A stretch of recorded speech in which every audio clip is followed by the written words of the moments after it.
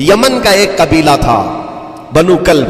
اس قبیلے کے ایک شخص تھے حارثہ نام، ان کی بیوی سعدہ. ایک چھوٹا سا واقعہ بتا رہا ہوں. حارثہ اور سعدہ چھوٹا سا خاندان تھا، 3 بچے تھے.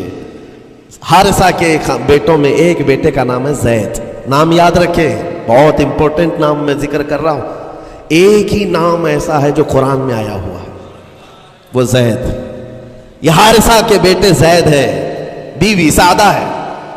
یہ حارثہ اور سعدہ 3 بچوں کے ماں باپ تھے، ہنسی خوشی زندگی گزار رہے تھے. سعدہ ایک دن اپنے بچوں کو لے کر اپنے مائکے جا رہی تھی. راستے میں ڈاکوؤں کا حملہ ہو گیا، مال سب چھین لیا قافلے کا. اور اتفاق ایسا کہ یہ 8 سال کے جو زید تھے ان کو بھی ڈاکوؤں نے چھین لیا. ایک ماں سے اس کا 8 سالہ بڑا بیٹا چھین لیا جائے تو ماں کی کیفیت کیا ہوتی. اس قدر درد میں تھی ماں. جان تو بچ گئی، 2 بچے بھی بچ گئے، لیکن بڑا بیٹا میرے ہاتھ سے چلا گیا. مارے مارے صحراؤں میں گھومتی تھی، پکارتی تھی میرا زید میرا زید میرا زید میرا زید. ڈاکوؤں نے زید کو کیا کیا، عکاظ کا ایک میلہ لگتا تھا. اس وقت یہ غلامی کا دور تھا، لوگ انسانوں کو پکڑتے اور بیچ دیتے تھے. وہاں لا کر کے انہوں نے زید کو بیچ دیا، غلام کی حیثیت سے بیچ دیا. آگے میں بتاتا ہوں. یہاں سعدہ کا حال بے حال تھا. واپس گھر آئی تو باپ اپنے شوہر سے کہا، اور شوہر کا حال تو ایسا تھا کہ وہ زید کو اپنے آنکھوں کا نور، اپنے آنکھوں کا سرور سمجھتا. اور اس قدر پیار و محبت والا باپ مارے مارے گھومتا رہا گلیوں میں. اور ان کا لکھا ہوا ایک اشعار کا منظوم ترانہ ہے جو اپنے بیٹے کی جدائی میں لکھا. اپنے دشمن بھی وہ ترانہ سنتے تو رو پڑتے تھے. ایک باپ کا درد اپنے بیٹے کی جدائی میں، بہت روتے تھے بہت. ماں بھی دن رات روتی، باپ بھی پہاڑوں پر چڑھ جاتے اور وہاں سے صدا لگاتے، اے آسمان اگر تو نے زید کو دیکھا ہے تو میرے حوالے کر دے. زمین کے چپے کہیں اگر زید میرا زندہ ہے تو مجھے وہاں تک لے چل. یہ اشعار میں گنگناتے تھے، روتے تھے. اور زید کا کیا ہوا، عکاظ کے میلے میں بیچ دیا گیا. خریدا کون؟ حکیم بن حزام، جو حضرت خدیجہ رضی اللہ تعالیٰ عنہ کے بھائی لگتے تھے. یہ لے کر کے آئے اور حضرت خدیجہ رضی اللہ تعالیٰ عنہ اس وقت مکہ میں اور حضور پاک صلی اللہ علیہ وسلم کے نکاح میں. تو حضرت خدیجہ کے پاس یہ زید آ گیا، بھائی نے گفٹ کے طور پر دے دیا. حضرت خدیجہ کے گھر میں یہ زید جب آئے، اس وقت ان کی عمر یعنی 10-12 سال کے آس پاس رہی ہوگی. اور یہ ایسا لڑکا جو چھوٹی سی عمر کا، ادب اتنا تھا کہ ہر ایک کا ادب کرتا، بڑے اچھے خاندان سے تعلق رکھنے والا. ہوا کیا، ایک دن آفتاب رسالت، ماہتاب رسالت رسول پاک صلی اللہ علیہ وسلم کی نظر پڑی. دیکھا اخلاق و کردار میں کامل بچہ ہے، اور ایک ہی نظر میں بھاگ گیا. پوچھا حضرت خدیجہ سے، کہا کہ یہ غلام عکاظ کے میلے میں بیچا گیا ہے. حضور نے فرمایا یہ میرے حوالے کر دو، میرے حوالے کر دو. حضور نے جس کو پسند کر لیا ہو، حضور نے جس پر نگاہ رکھی ہو. اب وہ زید خوشی خوشی حضور کے پاس آئے. نبی پاک صلی اللہ تعالیٰ علیہ وسلم ان کے اخلاق سے بڑے خوش تھے، اور اس کے بعد محبت بھی ایسی دی، ایسی شفقت دی کہ زید کو نہ باپ کی خبر تھی نہ ماں کی خبر تھی. جو کچھ تھا وہ رسول اللہ کے پاس تھا. حضور پاک صلی اللہ تعالیٰ علیہ وسلم کی تربیت میں دن گزرتے گئے، بڑے ہو گئے، یہاں تک کہ 16 سال کی عمر تھی. ایک دن حج کے موسم میں یمن کا بنو کلب خاندان آیا ہوا تھا، اور وہاں حج کے دوران وہ لوگ زید کے باپ حارثہ کے لکھے ہوئے اشعار پڑھ رہے تھے اور لوگوں کو رلا رہے تھے. ایک ہمارے قبیلے میں باپ ہے جو بچھڑے ہوئے بچے کی یاد میں روز روتا ہے، اس کے اشعار تو سنو. لوگ سن کر کے رو رہے تھے، یمن کا کوئی ایسا باپ ہے جو یوسف گمگشتہ کی خبر میں رویا کرتا ہے. یہ لوگوں کی بھیڑ لگی تھی، اسی کے سامنے سے زید کا گزر بھی ہو رہا تھا.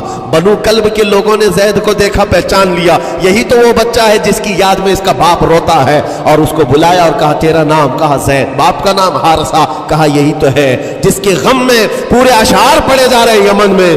زید سے کہا تجھے پتہ ہے تیرے باپ کا رو رو کر کے کیا حال ہو گیا؟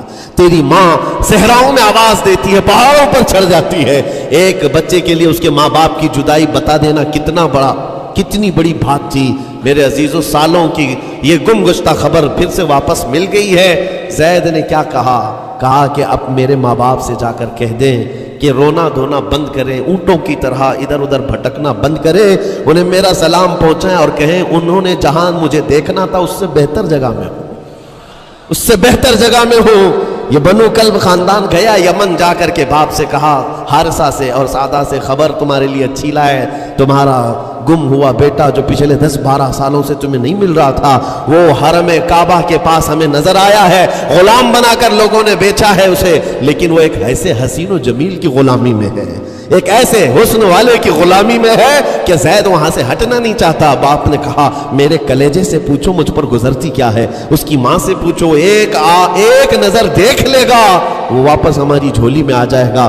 دوڑتے دوڑتے یمن سے گھنٹوں یعنی جو مہینوں کا سفر تھا دنوں میں طے کر کے پہنچے، مکہ آئے، جیسی آئے تو رسول پاک صلی اللہ علیہ وسلم کو ڈھونڈا، حضور پاک مل گئے تو دھاڑے مار مار کر باپ رونے لگا اور کہا کہ اے محمد صلی اللہ علیہ وسلم، ہم نے آپ کے متعلق سنا ہے کہ یتیموں کے والی ہیں، آپ کا دل بہت بڑا ہے، مجھ باپ کے اوپر رحم کیجئے، برسوں سے اپنے بچے کے لیے ترس رہا ہے، میں اور میری بیوی تڑپتے ہیں، صحراؤں میں آواز دیتے ہیں۔ حضور نے پوچھا ہوا کیا ہے تمہارے ساتھ؟ کہا ہمارا بیٹا گم ہو گیا تھا، برسوں ہو گئے تھے، لیکن سنا ہے وہ یہاں رہتا ہے۔ حضور نے پوچھا کیا نام ہے اس کا؟ کہا زید اس کا نام ہے، میرا نام حارثہ ہے۔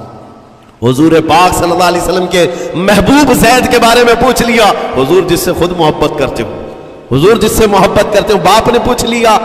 حضور نے فرمایا کہ ٹھیک ہے، میں ایک باپ کے کلیجے سے اس کے بیٹے کو الگ نہیں کر سکتا، ماں سے اس کے بیٹے کو جدا نہیں کر سکتا، لیکن بات اتنی ہے کہ زید کو بلایا جائے، فیصلہ اس کے ہاتھ میں ہے، فیصلہ اس کے ہاتھ میں ہے، میں زید کو بلاتا ہوں۔ غلام تھے اس وقت، حضرت زید کو بلایا گیا اور اس وقت بھری جوانی والا زید ہے، جیسی ہی آئے پہلی نظر باپ کو دیکھا، ماں کو دیکھا، ماں باپ تو چیخ پڑے ہمارا زید مل گیا، ہمارا زید مل گیا، لیکن کمال کی بات میں دیکھتا ہوں ایسی دیوانگی پوری دنیا میں نہیں۔ زید نے دیکھا اپنے ماں اور باپ کو، لیکن اسی وقت اپنی آنکھیں جھکا لی اور حضور کی طرف کر لیا، کہا نہ، ادھر پہلے حضور پاک صلی اللہ علیہ وسلم کی طرف۔ حضور نے دیکھا کہ زید ماں باپ کی طرف دیکھ نہیں رہے ہو، جو رو رو کر کے برا حال کر چکے ہو۔ حضور نے زید سے کہا پہچانتے ہو؟ کہا ہاں حضور یہ میرے باپ ہیں اور یہ میری ماں ہے، یہ میرے چچا ہے۔ حضور نے فرمایا پھر ملتے کیوں نہیں ہو؟ کہا سرکار اگر اجازت ہو تو ملوں گا، برسوں کا بچھڑا ہوا جوان ہے، آپ اجازت دو تو میں ملوں گا۔ نبی پاک صلی اللہ علیہ وسلم نے فرمایا جاؤ تمہیں اجازت ہے۔ جیسے ہی گئے اس منظر کو جو بیان کیا گیا ہے میرے عزیزوں، ہم پڑھتے ہیں تو آنکھیں بھیگ جاتی ہیں، ماں لپٹ کر کے اپنے بچے کو ہر جگہ چوم رہی ہو، باپ سینے سے لگا کر کے دھاڑے مار کر رو رہا ہو، پہلے تو غش کھا کر گر گیا تھا، پھر افاقہ ہوا، یہ دردناک منظر تھا۔ اس کے بعد زید بن حارثہ کو کیوں نہ تکلیف ہو، غم کیوں نہ ہو، ماں باپ بچھڑے ہوئے اتنے سالوں کے بعد دیکھنے کو ملے، دل پر کیا بیت رہی ہوگی۔ میری ماں وہی جو مجھے خشکیوں میں پالا کرتی، تریوں میں پالا کرتی، میرا باپ وہی جو خون پسینے کی کمائی سے مجھے کھلایا تھا، آج آ گیا ہے۔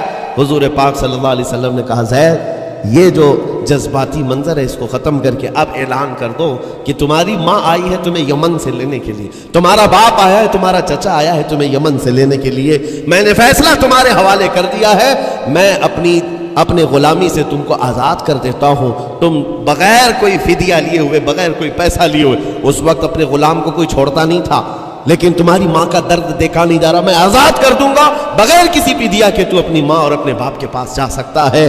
اتنا حضور کا فرمان، آزاد کر دینا مکہ میں آسان نہیں تھا، بیٹے کو آزاد کیا حضور پاک صلی اللہ علیہ وسلم نے، تب جانتے ہو وہ کمال کا بیٹا ہے زید بن حارثہ۔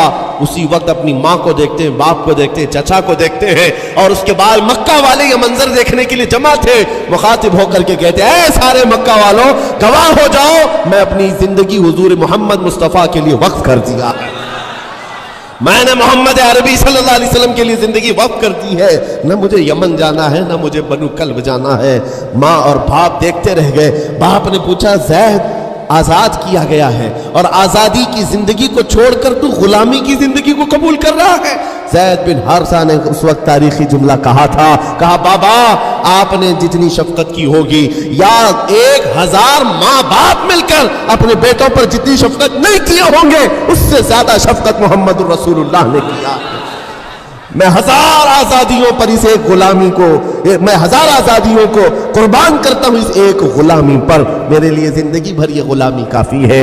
اتنا کہا تھا میرے آقا صلی اللہ علیہ وسلم نے اپنے باہوں کو پھیلا دیا، سینے سے لگایا اور زید بن حارثہ کو لے کر خانہ کعبہ کے پاس آئے۔ میرے عزیزو، ان کا حال بھی ایسا ہے کہ اگر کوئی ٹوٹ کر چاہتا ہے تو یہ نہیں ہے کہ تو چاہ رہا ہے، بلکہ ان کا حال یہ ہے اتنا دیا سرکار نے مجھ کو جتنی میری اوقات نہیں، یہ تو ان کا کرم ہے، ورنہ مجھ میں تو ایسی بات نہیں۔ آتا ہے فقیروں پہ انہیں پیار کچھ ایسا، خود بھیک دے اور خود کہے منگتے کا بھلا ہو۔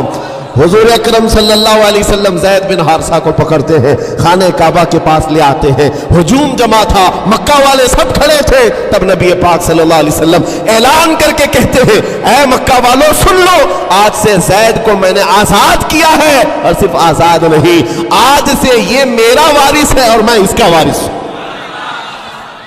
یہ میرا بیٹا ہے۔ حضور نے تنہا ایک ہی صحابی کے لیے کہا یہ میرا بیٹا ہے۔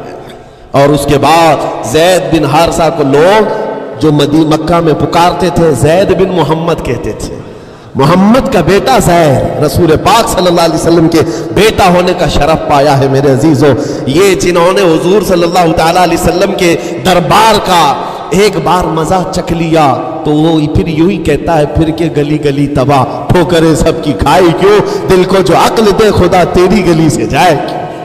حضور پاک کی گلی میں جو ایک بار مزہ لے لے وہ پھر دنیا کی ٹھوکریں نہیں کھاتا۔ اسی لیے آج تم سب کے لیے میرے عزیزو ایک ہی فرمان میرے آقا صلی اللہ تعالیٰ علیہ وسلم کا سنا کر رخصت ہوتا ہوں۔ ایمان کی حلاوت اس کو ملتی ہے جو اپنی زندگی میں سب سے زیادہ اللہ اور اس کے رسول سے محبت کرتا ہے، اللہ اس کے رسول سے محبت کرتا ہے۔ اور دوسری چیز یہ بھی ہے، کفر میں جانے کو ایسا ناپسند کرتا ہو جیسے آگ میں ہاتھ ڈالنے کو ناپسند کرتا ہے۔ کفار و مشرکین کے میلے آج لگ رہے ہوں گے، لیکن تمہارا امتحان ہوگا، 31 نائٹ آنے والی ہے، یہ آزمائش کی رات ہے۔